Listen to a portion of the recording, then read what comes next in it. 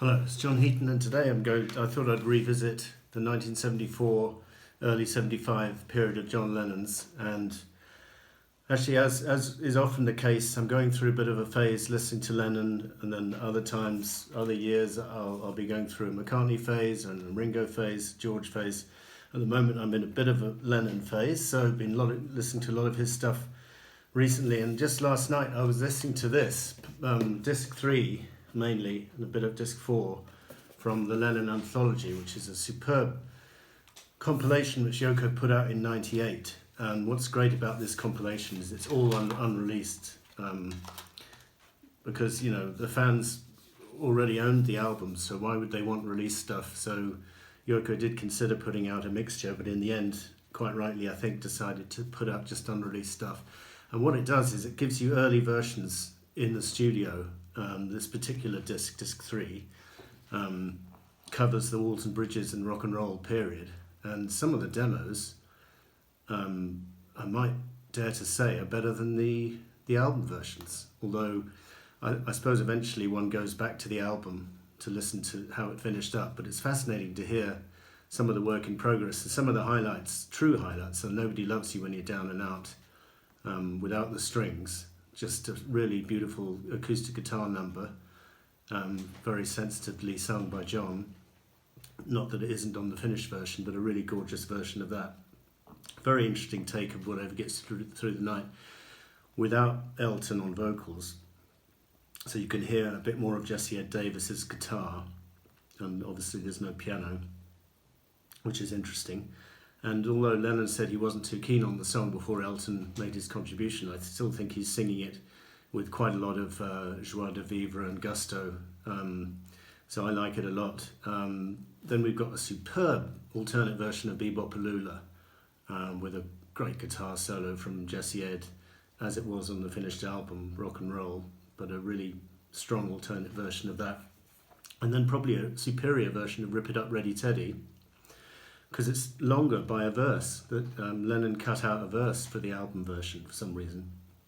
But here it's complete, the take, and no horns, so you can just hear the core band of Klaus Voormann on bass, Jim Keltner on drums, Jesse Ed on guitar with Lennon on guitar, and maybe Ken Ashes playing a bit of keyboards, I'm not sure on that track. Then similarly you've got strong alternate versions of Scared, Stealing Glass, Surprise Surprise, Bless You. No alternate version of Going Down on Love, unfortunately. And then a really strong version of Move Over Miss L, which didn't make it onto the album, but came out as the B-side of Stand By Me.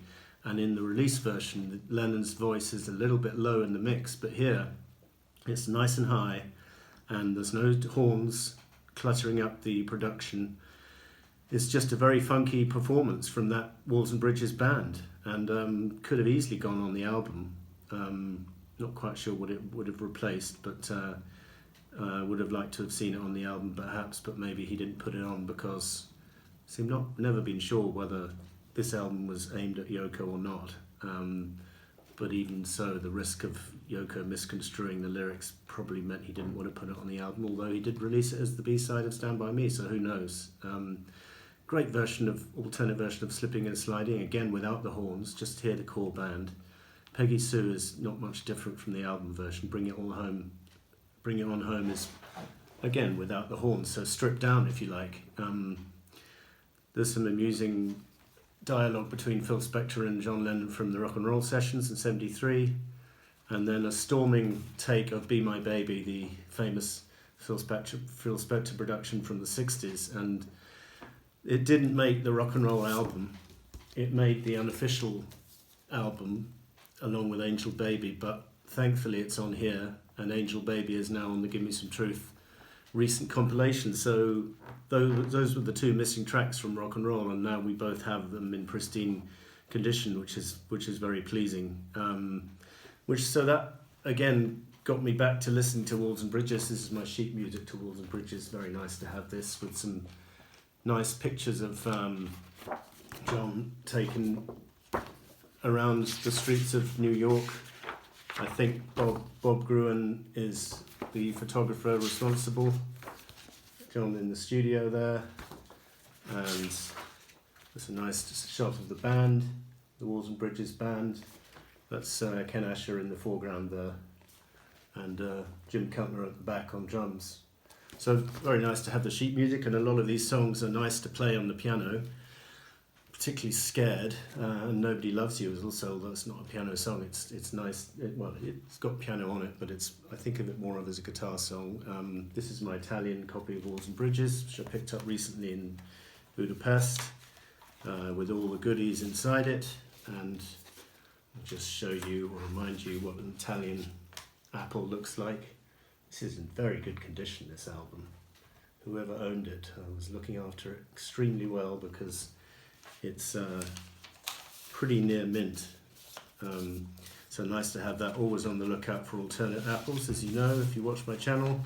So yeah, I think this album is really well produced. I know Lennon said in 1980 he thought it exuded an aura of misery, because that's the mood he was in at the time. I don't know if he's the best person to judge the merit of his work here, because a lot of fans think very highly of this album, including myself, and there are times where I would even rank it top ahead of Plastic Ono Band, but most of the time it's number 2 for me. But as I say, it's a very easy listen compared to Plastic Ono Band. There's a lot of humour in this album, as is evidenced by the cover artwork as well. The lyrics come with it, nice booklet, which I won't show you, but I just think the whole album is a fun album to listen to, and had a #1 hit single with Whatever Gets Through the Night, and a #9 single with #9 Dream, I believe. And this period rather unfairly gets referred to as the Lost Weekend. I know May Pang is always trying to point out that it wasn't so lost, and she's right, because although maybe, because he was separated from Yoko, he viewed that period that way, but during that period he did a lot of work. He was very productive. He produced a pretty intermittently brilliant album by Harry Nilsson called Pussycats.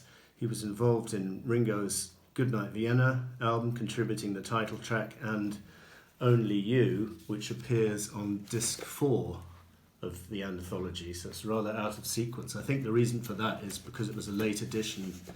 It was just discovered maybe a few weeks before the release of it, so they didn't have time to put it on disc 3, so they put it on disc 4. But that's Lennon doing a kind of guide vocal for Ringo, and with exactly the same backing, with Harry Nilsson on backing vocals. Around this time, Lennon gave a lot of interviews to the radio. I was listening to one today with Tom Donahue. There's another one with Dennis Elsas, US Radio. There's a very good interview in early '75 with Whispering Bob Harris on the Old Grey Whistle Test. There's, of course, the famous Tom Snyder interview on The Tomorrow Show. So he was very active and, heard on the radio and giving interviews, and seemed quite upbeat and enjoying life, although obviously with hindsight maybe he wasn't the happiest person in the world until he got back with Yoko. But anyway, so that's Walls and Bridges. I really do rate this album. If you haven't checked it out, do so. I think you're going to like it if you like Lennon. It's pretty different to his Beatle work. I know George Harrison was saying he thought it was brilliant when it came out. Ringo said I think it was the best album for the last 5 years. Paul said it's a good album, or even a great album, but then pointed out that it wasn't as good as I Am the Walrus.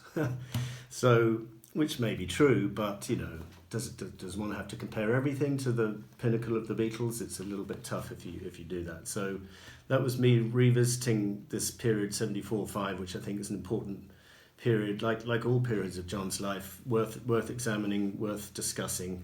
And thank you for watching. See you next time.